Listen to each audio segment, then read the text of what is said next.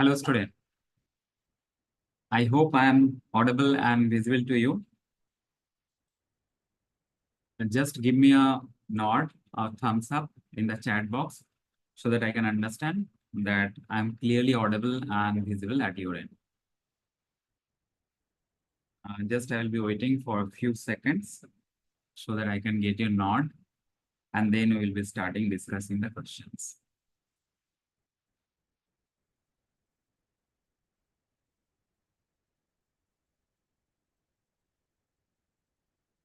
Okay.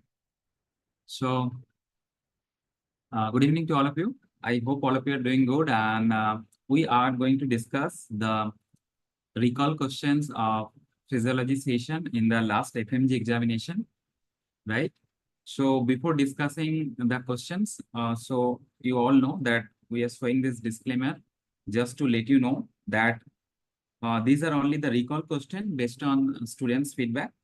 And depending on your feedback in this session, the final questions will be revised and it will be uploaded on the PrepLadder app. So that is the main motto of discussing this question. So before that, again, please let me know whether I'm clearly visible and audible at your end so that I can proceed with the sessions. So in this session, we are going to discuss the physiology recall session. Right. So just give me a thumbs up. I'm audible, no? I'm visible, obviously, in the chat box. Okay. Fine. Perfect. Perfect. So whatever we are going to do, we are going to discuss the questions and their appropriate answers. So I have gone through all the questions, and what I have found out that in physiology, approximate 13 to 14 questions, 13 to 14 questions has been asked. And among these 13 to 14 questions, most of the questions they are asking from the renal system. So this time, renal system is the hero. Okay. At least 5-6 questions are there only from the renal system. And remaining questions are majorly from the endocrine system. Again, 3-4 questions are there. Only one questions I got from the respiratory system. So respiratory system, only one question I got. Muscle physiology, I got only 2 questions. And 1 questions I also got from the general physiology, right? Rest of the questions are divided between this renal and endocrine physiology, right? So as you can find out, this proportion is not fixed for every year. This time renal and endocrine are the famous. So let's discuss the questions. So first questions coming in front of you. At any point of time, if you want to give any feedback that the question's theme is not proper or the options were different, you are free to write in the chat box. So I'll be waiting for that. So first question, it is here in front of you. Which of the following component is absent in the smooth muscle? So whenever the question is on smooth muscle, you know, this is a very famous question and repeat question, repeat in the FMG exam as well as repeat in the NEET PG. We know that this troponin component is not there in case of smooth muscle. And in case of troponin, the molecule which is present in the smooth muscle is the calmodulin, right? So troponin is not there. So this is going to be my answer.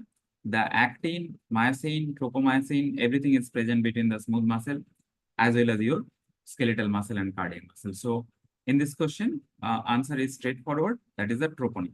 And I hope all of you have done correctly this question. Any feedback here? So we are going to the next question. So the next question, what does calcium binds with during muscle contraction? So now here there is a confusion. The muscle contraction means they must be specifying which muscle contraction. And I believe this is the skeletal muscle contraction. Okay. I believe this is skeletal muscle contraction they were asking, because if they are asking about the smooth muscle contraction, right, then the calcium binds with calmodulin. Then the A will be the answer. Calmodulin will be the answer. But if they are asking for the skeletal muscle or for cardiac muscle, then all of you know that the calcium binds with the troponin. So I believe this question was regarding the skeletal muscle contraction. So answer will be troponin here in this question. But I told you if it is smooth muscle, then calmodulin will be the answer. So anybody could recall that whether the question was specifying the cardiac muscle or skeletal muscle or anything? Any student could recall or you forgot?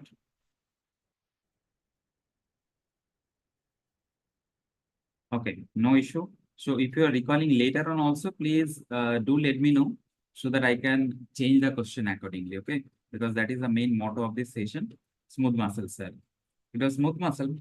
It was asked smooth muscle. Now, smooth muscle, there was another question that we have discussed, that which of the following is absent in the smooth muscle? Is it the same question or the contraction one is also the smooth muscle? Smooth muscle, smooth muscle. So this is also you are saying smooth muscle, not the skeletal muscle.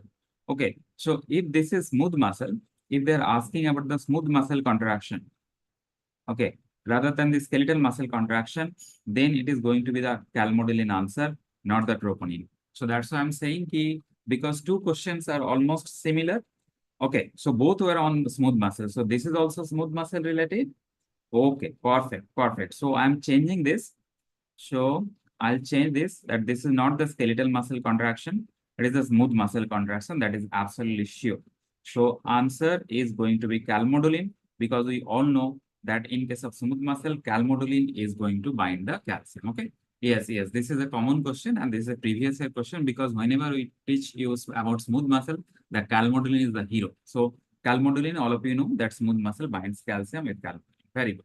Okay. Okay. Next question we are coming here. So what physiological response is most likely to occur in a person exposed to high temperature while exercising? So basically, this is a question regarding exercise, okay? And the person is doing vigorous exercise. So all of us know that whenever you are doing vigorous exercise, there will be production of the heat in the body. So because of the heat production, the body has to dissipate the heat from the body to the external environment. And we all know what are the mechanisms for heat loss from the body. So it is typically the sweating and the vasodilation in the skin. And I believe this is a very easy question. All of you will answer very correctly, because sweating and vasodilation, rest of the things, this is the response in the cold environment. So this is not going to be my answer. This is also in the cold environment. And decrease heart rate and respiratory rate decrease in exercise is not possible. Okay, no such question. Okay, no problem. If it is not there, no problem. Paper was very easy. At least for physiology, I have seen very, very easy question. 13 questions, but most of them are easy. So I'll not take much of time, because I'll also discuss the answer, right? So next question coming up here.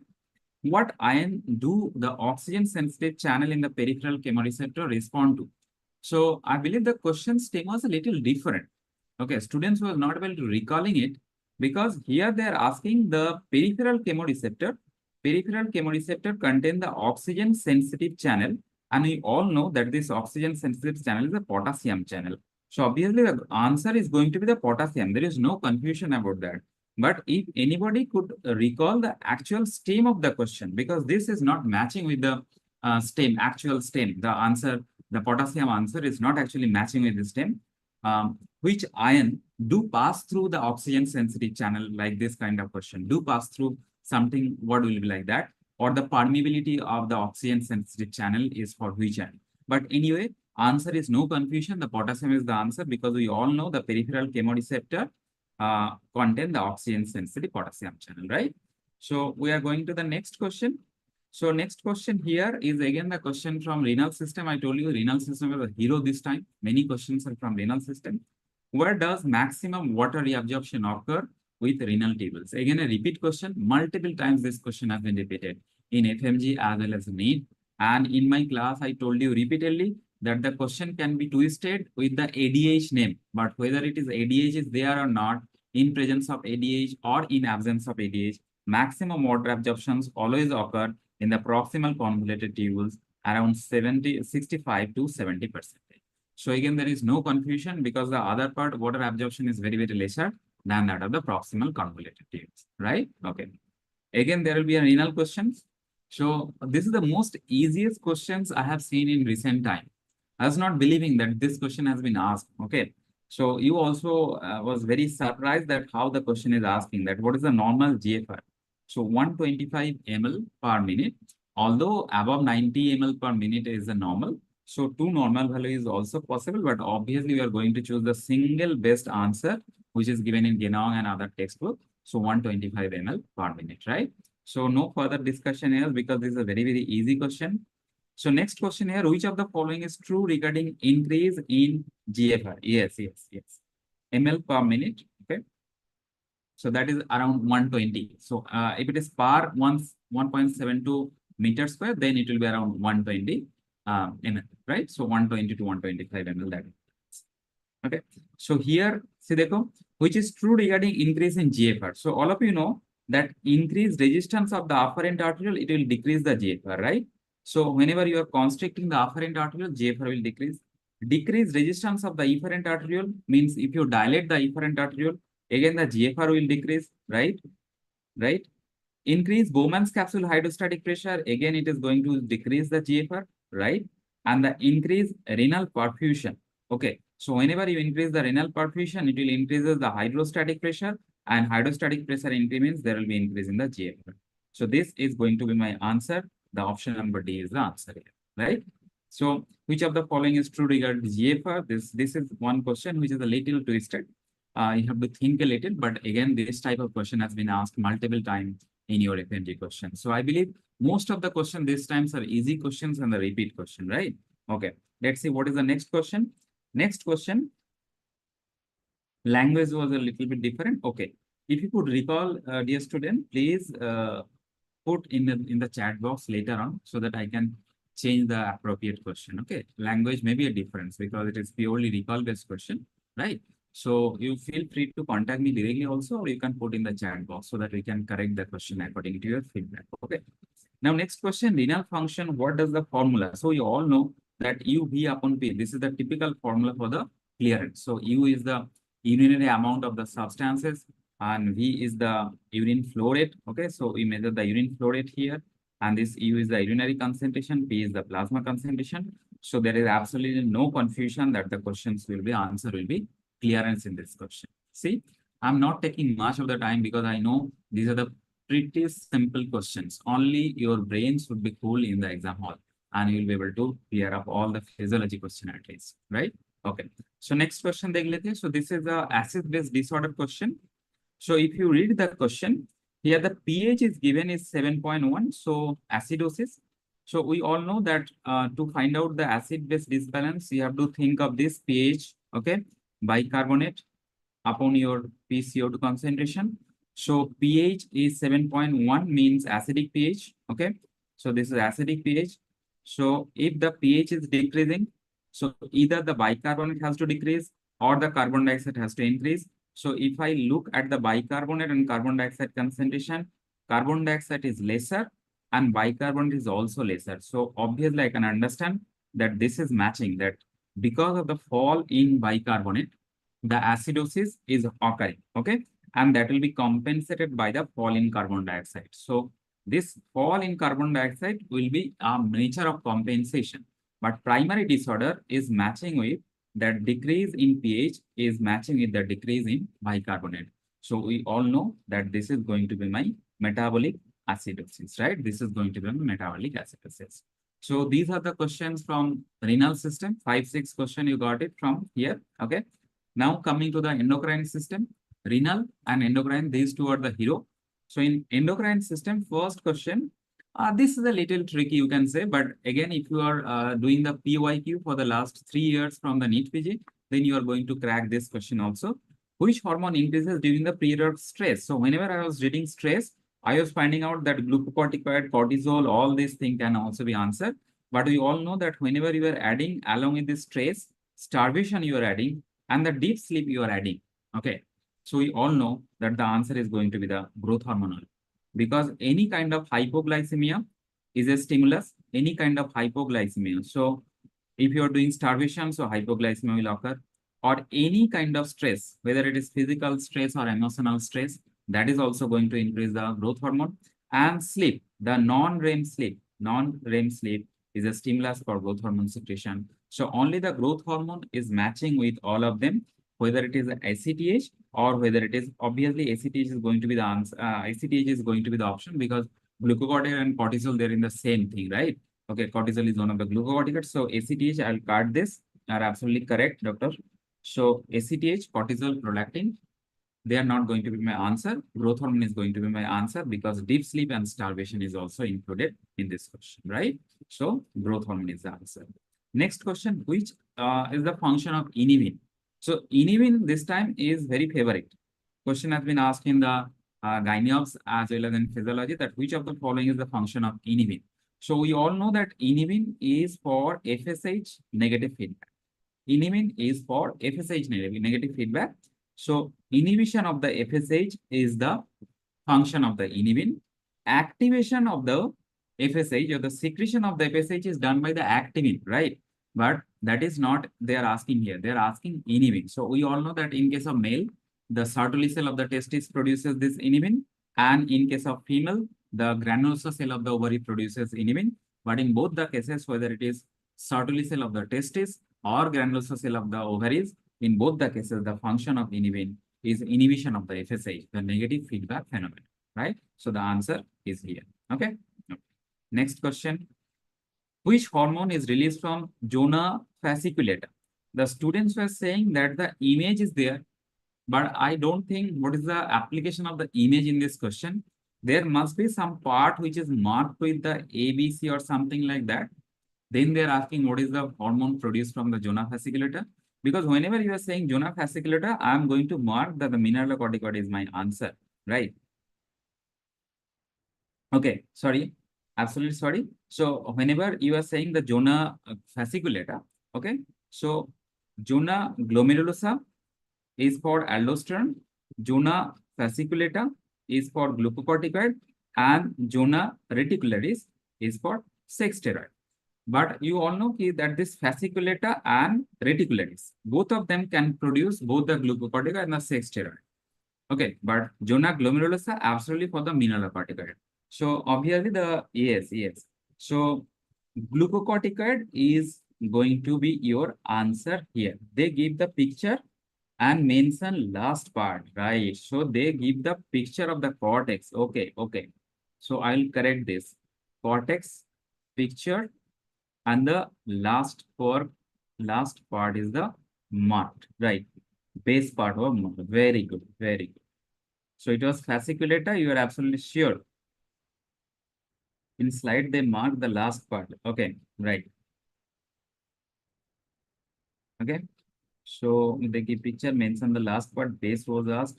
At the base, there was arrow. Option was glucocorticoid, mineralocorticoid, adrenal, androgen. Okay. So should I take this fasciculata was marked, or you'll be able to identify that the reticularis was marked? Because if the reticularis was marked, then the androgen is going to be the answer. But I believe that students were saying that it was fasciculata looking like, because it's a very thick layer. Okay. So it was a thick layer. Ekdam last. Medulla. Okay. If the medulla was there, then it's a confusing question. I have to ask from other, because I believe this was not the picture. This was not the picture. And if the last part and if the medulla is included, then that will be answer will be different. Obviously, epinephrine or epinephrine will be going to the answer. But for the time being, what you can do, you can search a similar kind of image. And if you can send me, that will be very, very good for me. So I'll be thankful to you if you can search on image, similar kind of image, histological image, or the kind of image that was given in the question. And please do share the image with me. Okay. So I hope you have my WhatsApp number. If it is not there, I'll share at the end of this class. But for the time being, we believe that this is zona fasciculata and glucocorticoid is the answer. But again, if it is medulla or the last part, that have to check, right?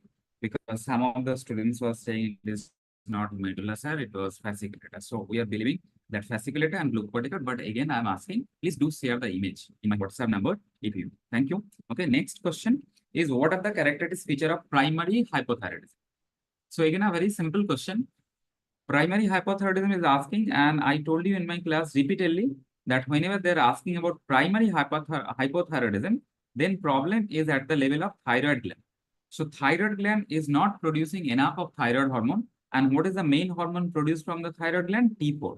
So the first thing that is going to happen in the primary hypothyroidism is the decrease in the T4. T3 will also decrease, but that is later on. But the diagnostic point is the decrease in the T4. And whenever the T4 is decreased, because of the negative feedback effect is lost, the TSH, okay? So the TSH and the TRH, both of them will be increased. So elevated TSH and the low T4, this will be the answer.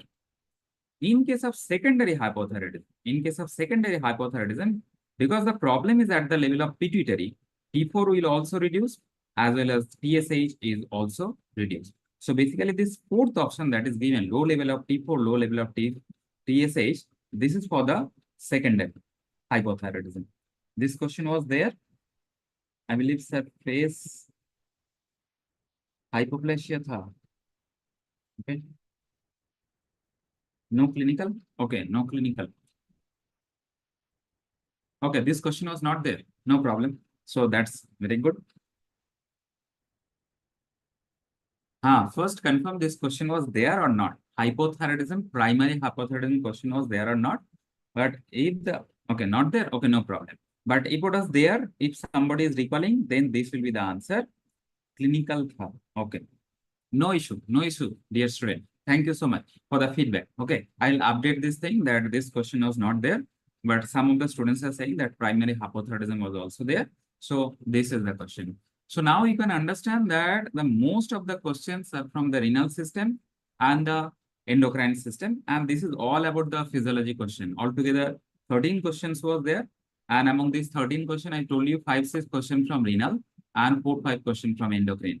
And CVS question was not at all from this time. And CNS physiology and the nervous system physiology, apart from the muscle physiology, the question was not there. But what I told you that please share the question. This is my WhatsApp number. So if you are getting similar kind of images, the question regarding the endocrine physiology, adrenal gland, and other question, the stems, which was thinking that stem was not proper. So please do share those questions in my WhatsApp. I'll be more than happy. And thank you so much if you are sharing the question in advance, right? So no question from CNS-CBS. Yes, no question from CNS-CBS. Okay, so this is, but anyway, the questions was pretty simple. So I believe all of you have done very, you have done a great job in the examination. And I wish you all the best for the result. So thank you so much for listening and bye-bye. Take care. Good night.